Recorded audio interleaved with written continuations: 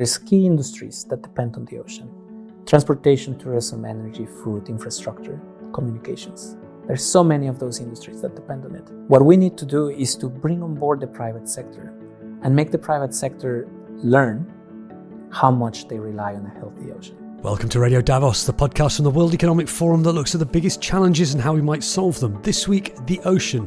We rely on it for so much, not least food, and its crucial role in soaking up carbon and regulating the climate. With all those pressures, do we need a new way of protecting the ocean and the vast biodiversity that lives there? We can not only think about protecting species for the sake of protecting species, extremely important, but it's not going to be the way that we are going to protect most of it. We have to think about people. In this episode, we explore the idea of creating marine prosperity areas where economic activity and human well-being go hand in hand with ocean protection. Conservation and ocean use don't have to go against each other. We can put people at the center of everything and still take care of the ocean and recover fish populations. Follow Radio Davos wherever you get your podcasts, or visit wef.ch/podcasts, where you'll also find our sister programmes, Meet the Leader, interviews with some of the most effective people on the planet, and Agenda Dialogues, the full audio from the most interesting discussions at forum events. I'm Robin Pomeroy at the World Economic Forum, and with this look at protecting the ocean through marine prosperity areas. This is not a dream, this is not an aspiration, this is happening. This is Radio Davos.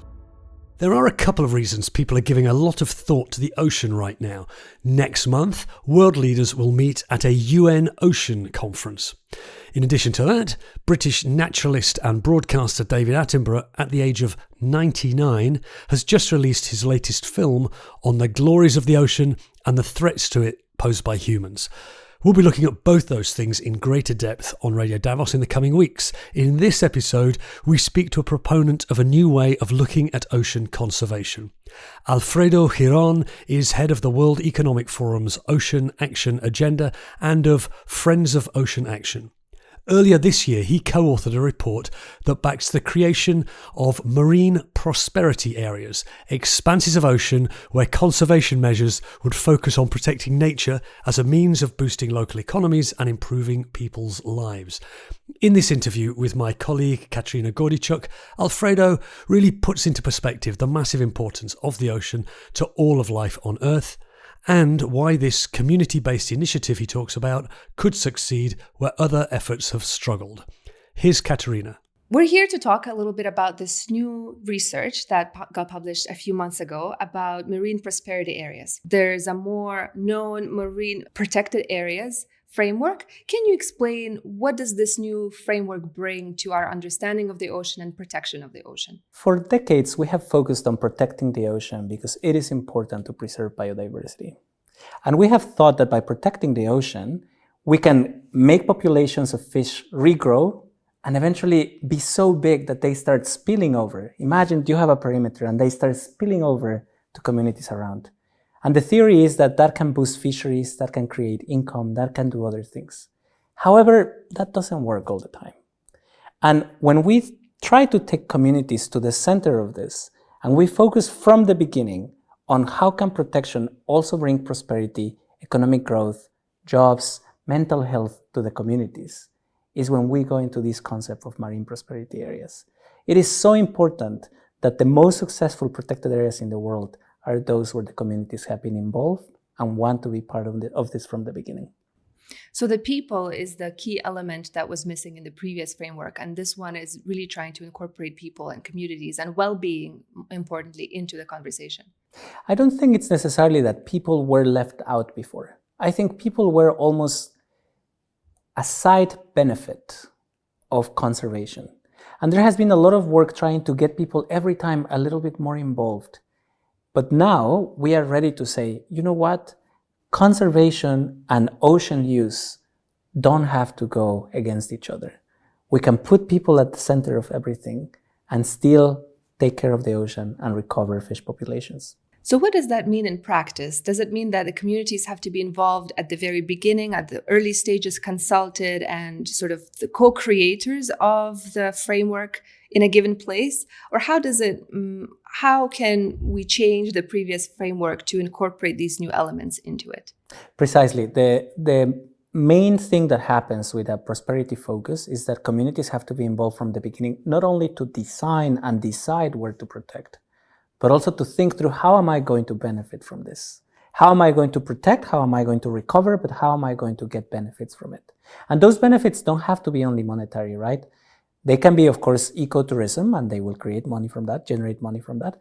But they can also be cultural.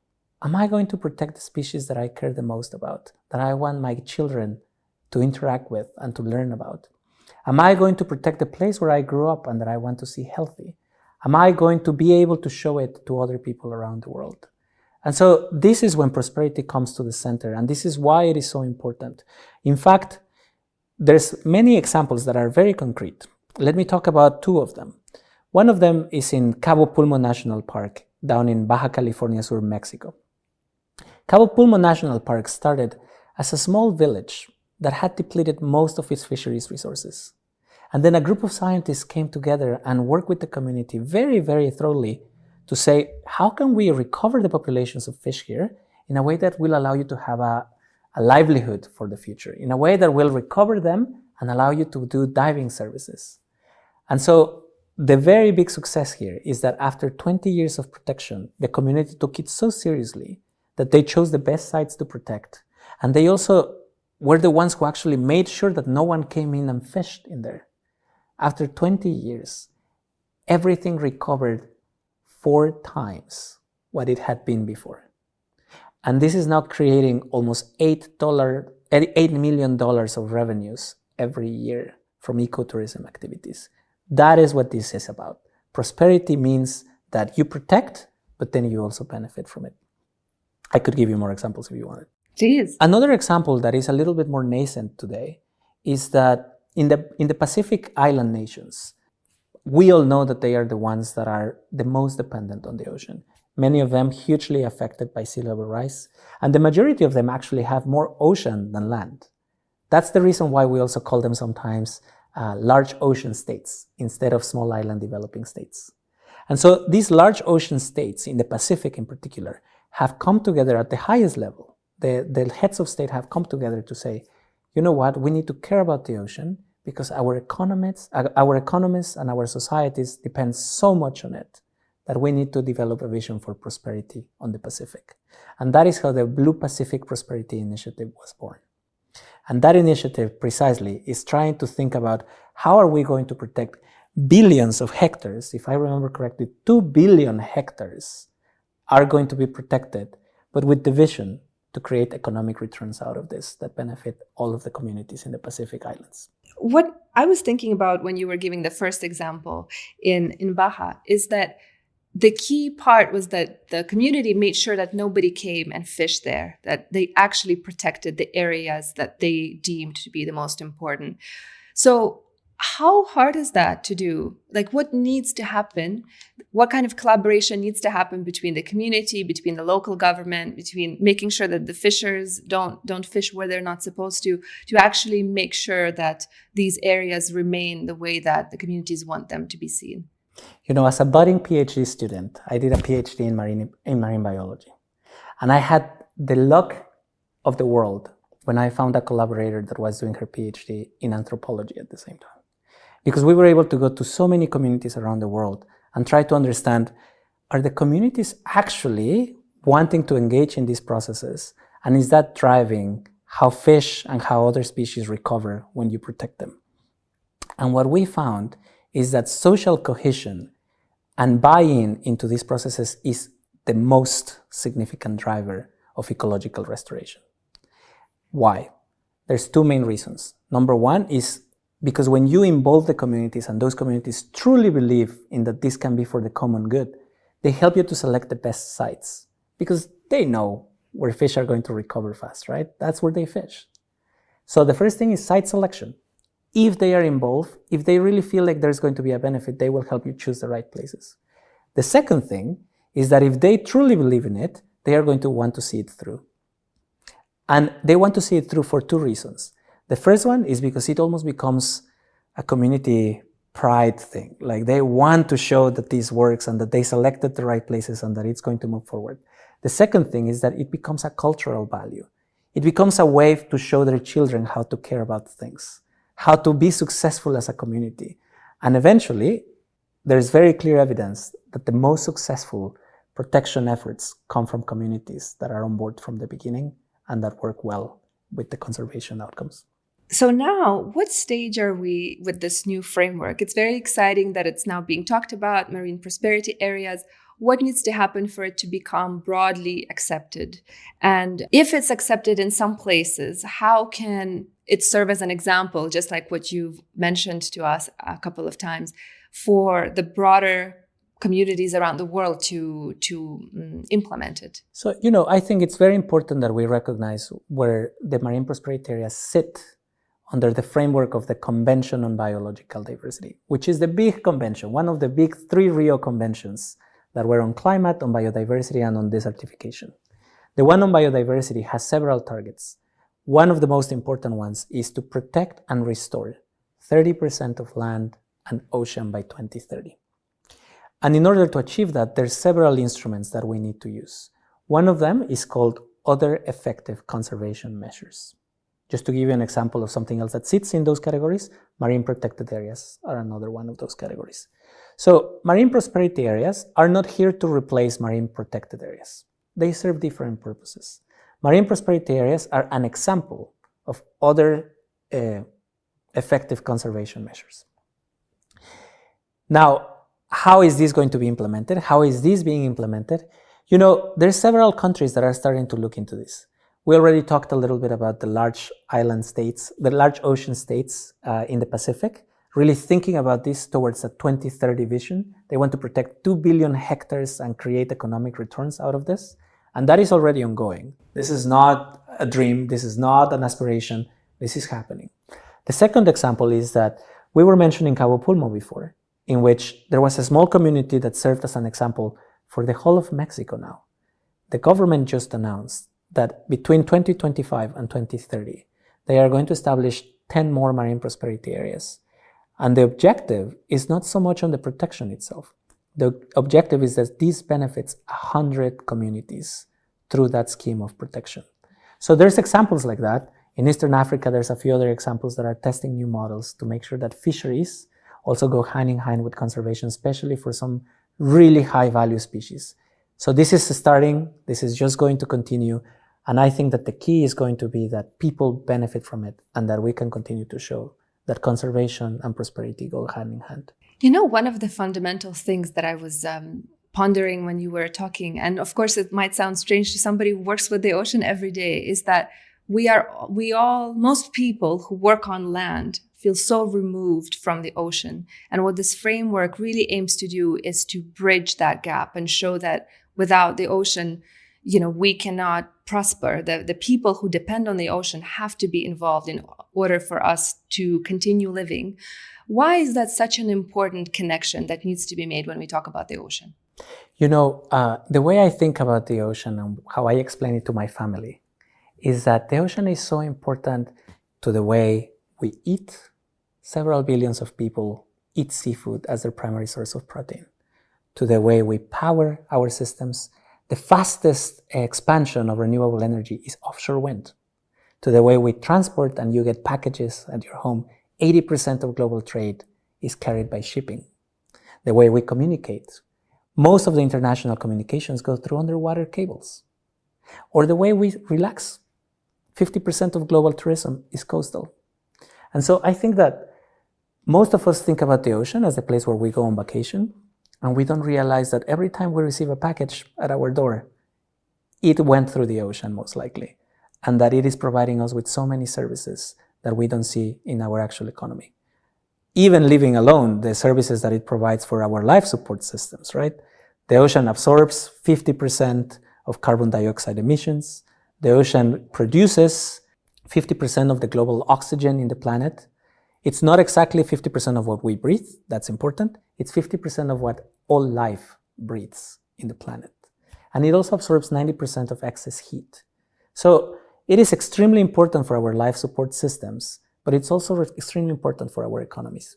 So what are some of the areas, I think that connects well to the growth in the ocean economy? What are some of the areas that we should pay attention to in this? I think that we have reached a point where we can no longer only talk about conservation of the ocean. And this is also where it ties to prosperity, right? We can not only think about protecting species for the sake of protecting species, extremely important, but it's not going to be the way that we are going to protect most of it. We have to think about people. We have to think about benefits to society, benefits to the economy. And the way in which we are going to be doing this is by understanding that there's key industries that depend on the ocean. Transportation, tourism, energy, food, infrastructure, communications. There's so many of those industries that depend on it. And so if we really want to shift the narrative, what we need to do is to bring on board the private sector and make the private sector learn how much they rely on a healthy ocean. For example, I don't think that we have estimated the numbers, but it will be very interesting. Do we know how many ships were not able to go into port because there were huge storms that prevented them from coming in? Has that shifted over time? Do we see more and more ships not being able to come on port? What does that mean in terms of our supply chains and the money that we are, as a society, spending in having those ships out there? So these are the questions that we need to start solving, and the private sector is key to doing this. However, they cannot do it alone. They need the whole of society to help them with this. And of course, that's something that Friends of the Ocean Network really prioritizes, trying to bring these unique voices that are all in different places and have different interests to care about the ocean. What has been some of the biggest impact, you think, of this kind of collaboration and initiative? Friends of Ocean Action is a network of key champions from around the world that come from industry, from government, from civil society, and even individual people that have just left a huge mark on how we think about the ocean. And by bringing them together, what we have been able to do is to create that space at the highest level to position the ocean as a key priority. Let me just give you an example. In June 2025, President Macron convened the UN Ocean Conference along with President Chavez from Costa Rica.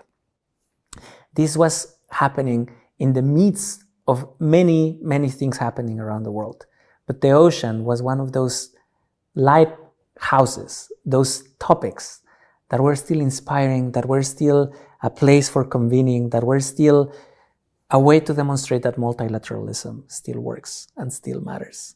And so Friends of Ocean Action has been largely successful in making sure that that high-level space exists, that we have events like this one, that we have stories that showcase that the ocean can inspire us all.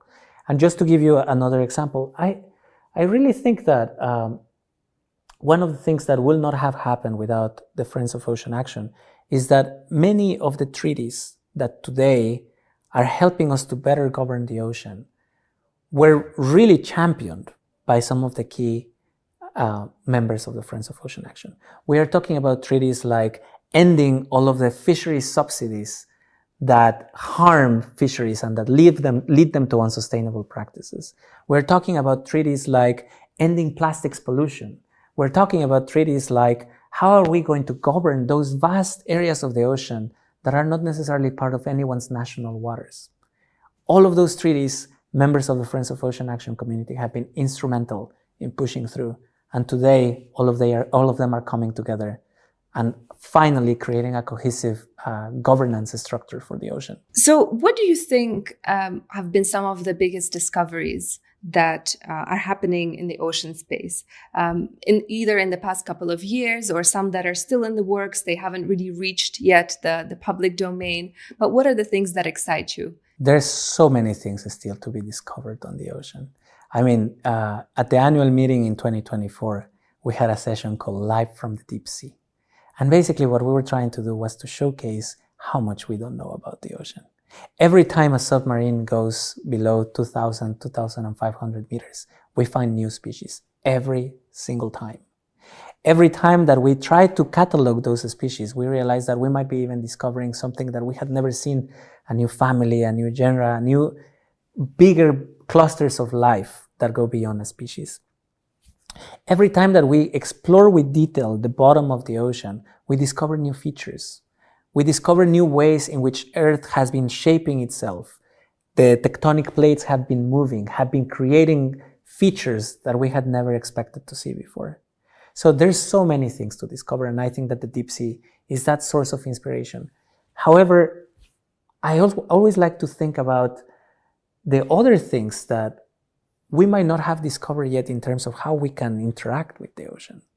So for example, one thing that really excites me about the ocean and innovation in general is that for centuries we have studied the ocean in a tethered way with cables.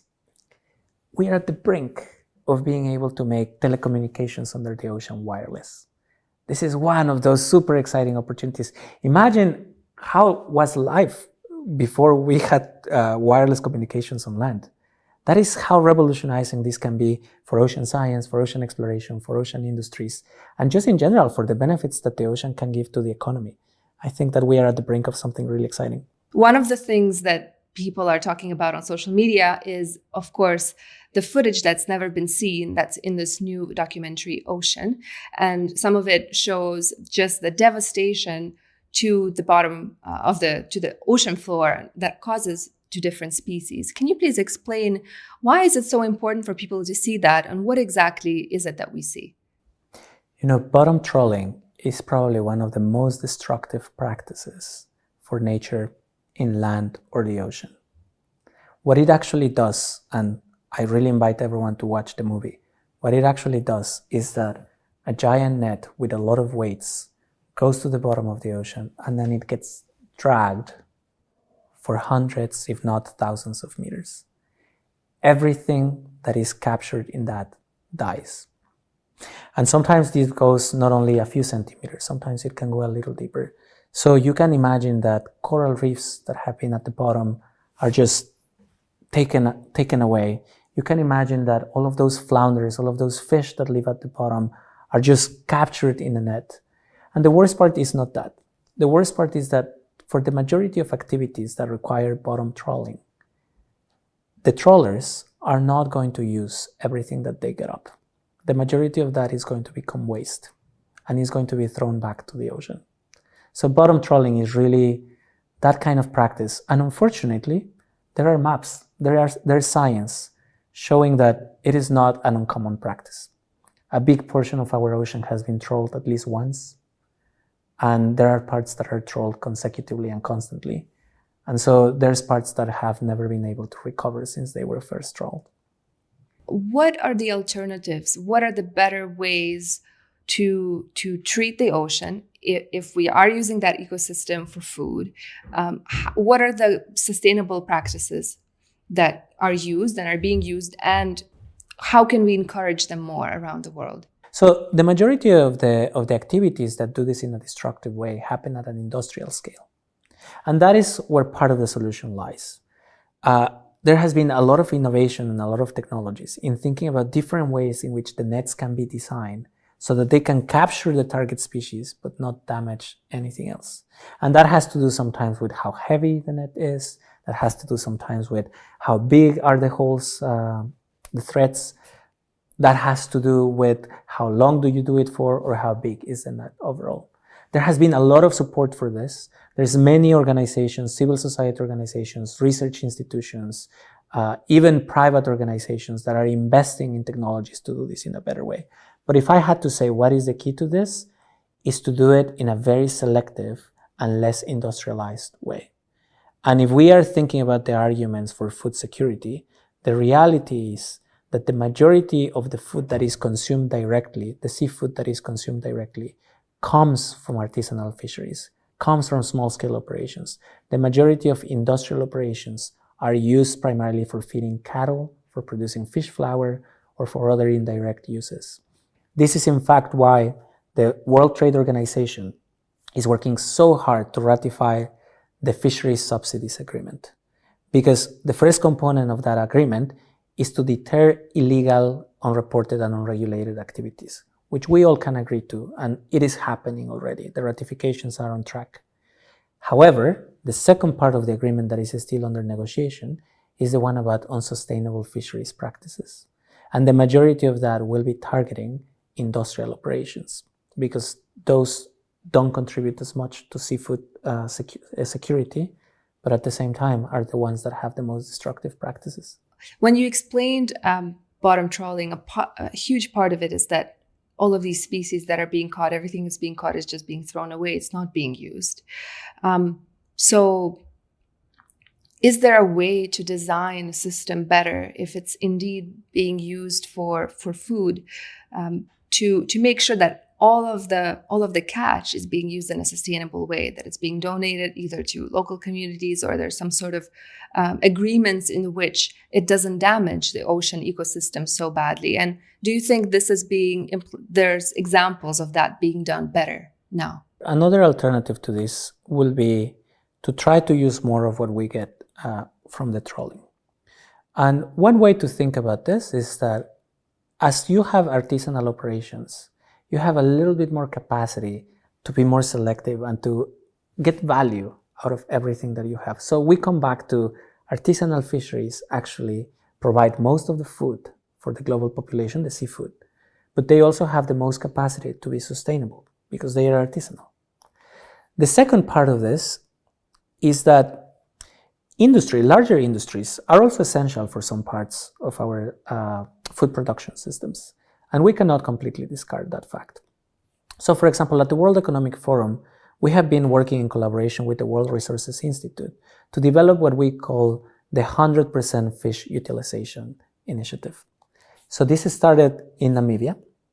And what we have been doing with the government of Namibia and with several organizations on the ground was to say, can we use everything that comes out of the fishing nets? And we found several challenges. The first one is that not everything is the highest price. So what incentives do companies have to bring it to land? The second challenge is that even if you bring it to land, it might not have a client. And the third challenge is that even if you have a client, it might not be as accessible. So what we have been doing with this initiative is that we help to understand how can you deal with these products in a way that helps you create even more revenue.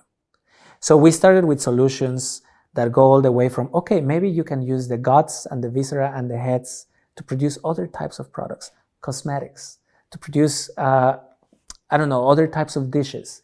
For example, in Namibia, we had the good luck that fish heads are actually well appreciated by society. They just don't have the price that the companies were looking for. So how do we create the markets for this?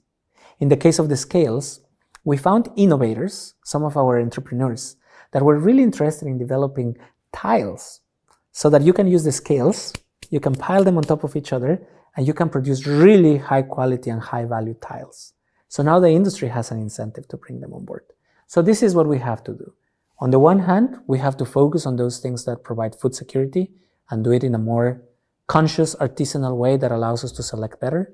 On the other hand, we need to be really creative to create market incentives that allow industries and industrial operations to bring more on land and to make money out of it. Why is it important to talk about growth in the ocean economy today? Given that the ocean economy contributes so much to our global economy through transportation, energy, infrastructure, cables, etc., it is important to recognize that it has contributed and that is growing a lot in terms of real economy.